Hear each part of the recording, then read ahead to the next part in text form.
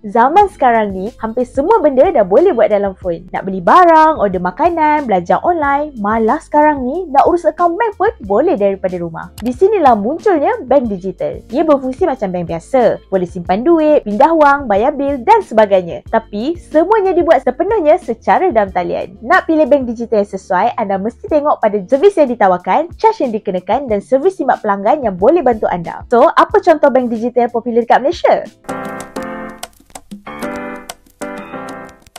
Antara yang paling awal muncul dan paling cepat trending ialah GX Bank. Dilancarkan hasil kerjasama Grab, Singtel dan Quote Group. GX Bank menjadi bank digital pertama yang berlesen sepenuhnya di Malaysia. Ia menawarkan akaun simpanan digital, GX Account, kad fizikal GX Card yang bagi cashback dan pinjaman mudah GX Flexi Credit. Untuk peniaga pula, GX Biz Banking memudahkan onboarding, bagi faedah harian dan pinjaman fleksibel. Yang uniknya, GX Bank ni guna data daripada aplikasi Grab untuk bagi tawaran kewangan yang lebih personal dan relevan. Tapi, nak guna kad fizikal tu kena bayar RM12 dulu tau. Dan kalau kita nak swipe dekat luar negara atau buat transaksi dalam mata wang asing, ada cas pemprosesan 1.2% akan dikenakan. So, kira-kira dulu sebelum swipe ya. Selepas GX Bank, muncul pula Aeon Bank. Ini adalah bank digital patuh syariat pertama di Malaysia, menawarkan akaun simpanan I dengan ciri saving port, kad debit I dan program mata Aeon dengan pendekatan yang beretika dan telus. Sesuai untuk anda yang nak urus kewangan secara moden tapi tetap mengikut garis panduan Islam. Aeon Bank juga komited untuk bantu golongan yang tak berbank supaya lebih ramai rakyat Malaysia boleh nikmati perbankan digital. Seterusnya, kita ada Boost Bank, hasil gandingan hebat antara Axiata Group dan RHB Banking Group. Boost Bank ni memang padu untuk pengguna yang memang biasa guna app Boost. Anda boleh buka akaun terus dalam apps dan nikmati fungsi best macam savings jar yang bantu anda bina tabiat menyimpan secara konsisten. Mereka juga ada kad debit yang senang digunakan untuk urusan harian.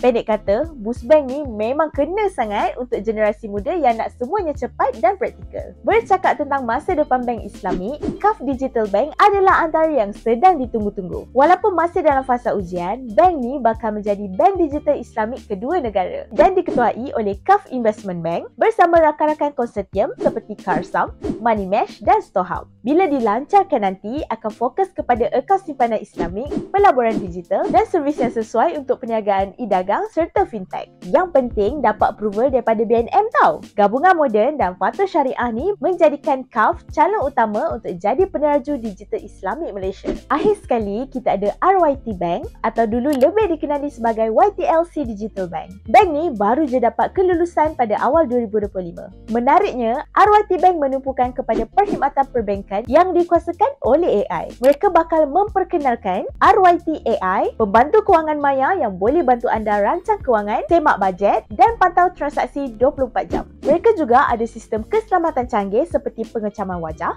fingerprint dan kawalan kad secara langsung. Dengan fokus untuk bantu komuniti yang suka dapat akses kepada bank biasa, RYT Bank hadir untuk bawa keadilan kewangan secara digital. Kesimpulannya, bank digital memudahkan urusan harian tanpa perlu pergi ke cawangan. Semuanya boleh dibuat daripada telefon. Ia juga selamat dengan ciri-ciri seperti biometrik, two-factor authentication dan insurans seperti Cyber Fraud Protect. Selain tu, pengguna dapat nikmati ganjaran seperti faedah harian 2 hingga 4% tanpa login dan kadar tukaran asing yang rendah. Cuba kongsikan pengalaman anda tentang bank digital yang pernah anda guna di ruangan komen di bawah. Dan jangan lupa subscribe ke YouTube channel Direct Lending, pakar pinjaman anda untuk info pinjaman dan tips kewangan yang santai.